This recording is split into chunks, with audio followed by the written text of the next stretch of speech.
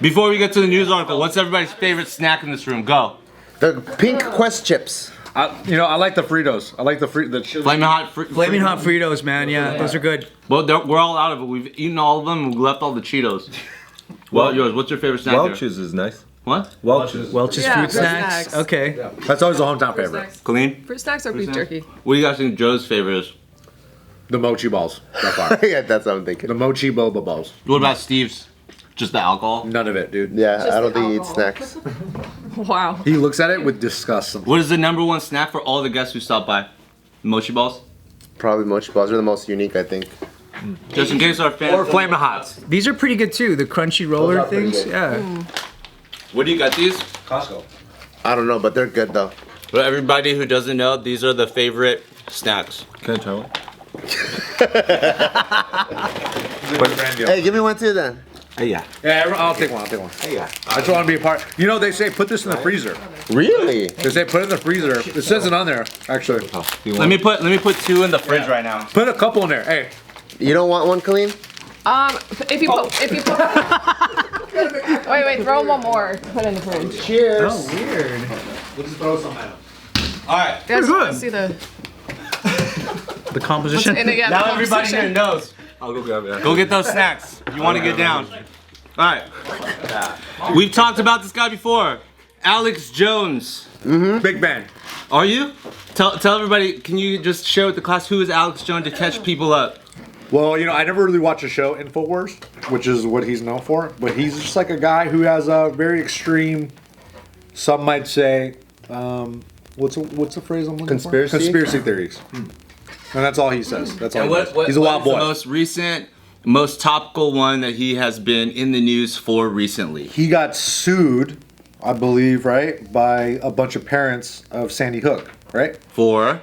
For saying that Sandy Hook was a hoax. And why would they sue him? Because that's not true. Wow, you're speaking like a lawyer. And, you know, some might say he's profited from his coverage of the Sandy Hook stuff. How would he profit? Through his show, through like ad revenue and all that stuff, right? Which would justify why the court has ordered him now off of this Sandy Hook Elementary School Massacre lawsuit. Yes, you're right, that he claimed was a hoax, has caused irrefutable damage to the parents and the families and everybody who's been trying to obviously, you know, just fucking get past it, the fact that their child was murdered. So now a Connecticut jury has handed down their verdict last week, ruling that the InfoWars host must pay $965 million. Woo! That's like pretty much $1 billion. Just round up. How dude. the fuck is he gonna pay $1 billion? Exactly. In damages to numerous families of victims of the 2012 mass shooting. Each plaintiff received millions of dollars, with one family member receiving more than $80 million. Wow. Wait, you could say stuff that is not true and then they could sue you for a lot of money for it? defamation, but it is hard to get defamation in the court to. Unless it's something like that- he said, they showed an ability for him to fully fucking profit off of this as well. Oh, then right? he did because he's profit. got like things like InfoWars or his platform or his show. And again, this is us being the fucking peon, non-lawyer people that are just watching from the outside. I mean, news anchors that we are.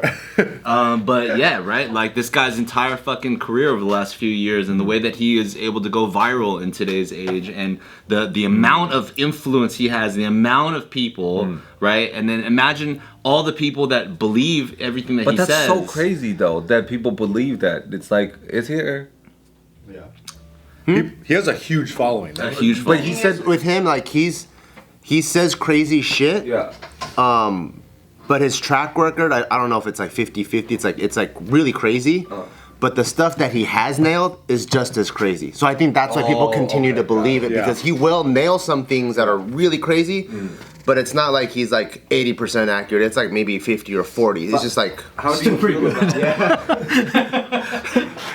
84 will be so crazy. But how do you feel about like freedom of speech and also that you profit, but it's like argument, right? Oh, okay. I think it's a lot of people about this are very up in arms because sometimes, like I've seen him on different contexts, right? Where he's like, there's a very popular podcast called Flagrant 2, and with Andrew Schultz and those guys, and he goes on there, and he's just like a silly goose. He's just fucking around the whole time, just like playing into the character of Alex Jones, but like being very satire of himself in a lot of ways. So that's my only real like exposure to him. I've never really seen him on a show, unfortunately, but I'm sure on a show he's presenting a very like news-like persona, and I think that's probably where they have most of the damage on him, is him talking about these really crazy theories of Sandy Hook, and him having that context of I'm reporting the news, you know. So it's like I think he could play different hats, and sometimes he might be just like sometimes when we're talking about this stuff. Sometimes we want to fuck around, sometimes we don't. Sometimes we want to be serious, sometimes we don't. And I think that's where he got caught up in. But so the court ruled in the favor of the families. How do you guys all feel about the? Well, let me put it from this perspective. For example, as a result of Alex Jones' claims, families of those killed in the horrific school accident or attack shocked the world, and have been the family have been harassed by fellow conspiracy theorists for nearly 10 years now. Oh my God! Right? Holy shit. that's how long he's been talking about this for? Yeah, and during last week's closing statements in court, lawyers acting on behalf of the families of the Sandy Hook victims said Jones and his company, Free Speech Systems LLC, have cashed in on his conspiracy theories for years. Lawyers said Jones' lies about the shooting boosted traffic to his website and made him millions of dollars in revenue, as the victims' families suffered a decade-long campaign of harassment and death threats by Jones' followers. Oh my God. So, like, imagine, like, people hella believe this guy, Yeah. are super influenced, Yeah, so then yeah. now families are getting, like, called Yeah, that's out, really they're fucked getting up. death threats in their own Yeah, community and that's stuff really like fucked that, up. for, like, a decade. Yeah, it's really hard to heal. Yeah, it's So that means that he made so much fucking money from his show. But that's what the main argument is. It's not that he was saying something. It's that what he said activated real world consequences where people went to addresses that he mentioned. They went to and did things. He was mentioning people's addresses? No, I mean like that Pizzagate shit. Oh, yeah, that's It's like right, people that's right. really went to the real pizza place trying to expose some kind of like pedophile ring that didn't exist. But where do you draw the line of like, okay, saying this is okay, but he didn't know that people was gonna go, but maybe the people who were harassed, they should be punished for sure, because it's like you can't do that. But shit. that's like maybe think about like when Trump was inciting people to go to you know what I'm saying? Storm the So Capitol. it's like people were obviously getting mad at Trump too for like, you know, getting people Yeah, I didn't riled go. up, right? I'm just saying the idea of it. He didn't Why did you go, either. dude? He didn't go. You just didn't make the trip. But like, if it wasn't for his influence, right? Like those people who that did go, that got in trouble. It's kind of like they went because they were influenced by him, right? Yeah. So it's kind of like a similar thing. Like the people that are doing the harassing, Yeah. they I only know. are doing that because they Because of believe in him, what yeah. Alex Jones is telling But the them. line of freedom of speech that I don't know then is the thing. Well, think about it like this as well. During the court case, Jones admitted that his claims about Sandy Hook's shooting had been false, but refused to apologize to the families. Okay, no. A representative for Jones' company testified that they had made at least $100 million in the past decade. Oh, man. So somebody from his fucking like, you know, entire ecosystem testified and said that. So that figure aided the jury in coming up with a damage structure for their final decision. And a third trial in Texas involving the parents of another child slain at Sandy Hook is set to begin near the end of this year. Wow. Jeez. But like I do wonder, like, if somebody testifies and says in the last decade we've made $100 million, how does the jury go? All right, then you got to pay $965 million. Yeah, what happens if he just doesn't have it? Yeah. Right. Or that's also like the 9 lifetimes thing, right? Oh, right. Like when someone's like, wait, what do you mean? Like, so he's gonna be in jail for 900 years? Like in the case, there's a random case someone does live that long, or, you know, you feel like there should be a cap. So if you made 100 million, maybe just go, well, then 100 million, or how much do you have in your bank account versus just timesing another one, Or he just has to pay forever, dude. Yeah, that just means he's always paying a portion in of his debt earnings forever. forever. Yeah, which is pretty crazy. But yeah, it makes sense that like I think especially with any ruling, especially if like higher courts are deciding verdicts, they're gonna go with whatever's societally beneficial.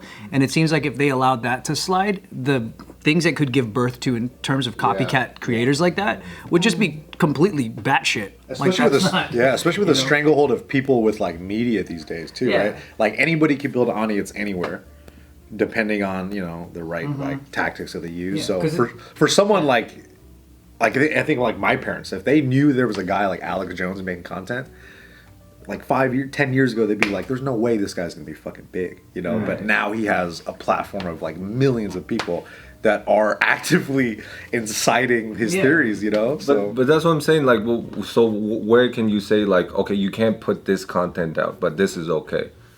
well, I think when you're saying like his case is very extreme because there's like cold hard evidence that this probably wasn't a fucking or maybe when you start. Why you guys say probably?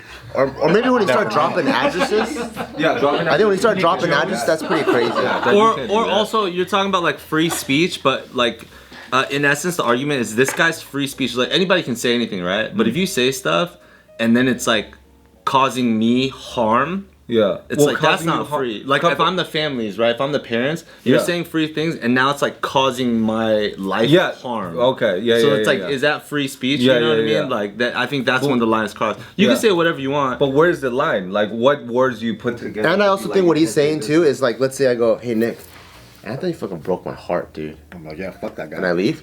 Nick beats your ass. Is it because my influence on him, because of my platform, or does he have any responsibility for going to harass the Sandy Hook parents? I see what you're saying, but break my heart is so subjective and personal. Let's say it's like you said, "Hey, Anthony fucking slapped that kid over there." So Nick's like, "Fuck this one," comes over and whoops my ass. I beat the kid up. No, whoops my ass. And then later on, the kid's like, "No, he didn't." I misread that. You know what I mean? Yeah. Then Nick should be like, "Man, fuck this fool too." Why you messing with my boy Anthony? I beat up the little kid. I mean? Because there's like there's an actual truth. There's a fact person that's like, "Wait a minute, no, there's actual fact here." People should be responsible for their actions regardless of where it stemmed from. Yeah. And also, people should fact check more. If you're listening to Alex Jones, he already has like a cloud of like, you can't trust fucking anything. You can't fucking trust anybody. That's the undertones of his whole. Yeah, so it's like it's already in a false pretense of like anything the regular media is portraying is false. So I don't know. I think it's a slippery slope. I think the difference to me is that like there's people that have maintained till this day that the Jewish Holocaust wasn't real. They're saying that was a hoax. People are saying 9/11 was an inside job, but they're not actively campaigning against mobilizing against the survivors of these things. They're not like creating some kind of like army of followers that will do your bidding that you're not actively doing, but you're just telling people to be enraged about it. Nobody's going over to, no one's doing anything really. But then in this case, because it had real world consequences, I think that's the line. Just like on Twitch, if you talk shit about another creator and your following goes over there and harasses their chat, you are banned from Twitch. It doesn't matter how big of a creator you are. You do that shit, that's it.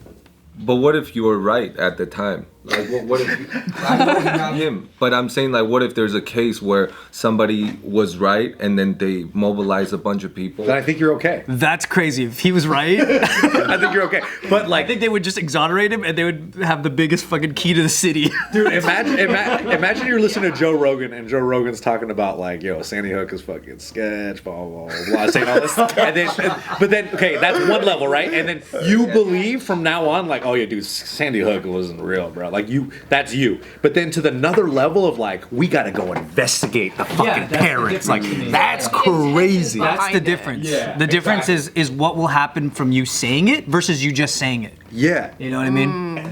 Because you could say, like, Loose Change documentary that totally put 9/11 into question was into question. It wasn't into action. You watched it, and the way they phrased everything was, we would like to ask these questions about why it looked like a controlled demolition, blah, blah. It's like, here's all these professionals that also think the same. What do you think? It's the same way. It's the same way reporters have to say allegedly when there's video clearly of the guy stabbing someone. So all we have to say is alleged. It's legal language. It's like you have to be careful with legal language because if someone can put that. fucking getting stabbed right now. You hear the guy in the video But as it's like- they're talking about it. But it's just that simple. If you don't say it, then the news station gets sued for what? Okay, so you know? Allegedly, he may have died. If we want to say some wild shit, all we have to say is allegedly. Honestly, Yo, Honestly? how come people don't do that more? They just forget. frequently? Nick, allegedly you're a motherfucker. Thanks, man. Appreciate that.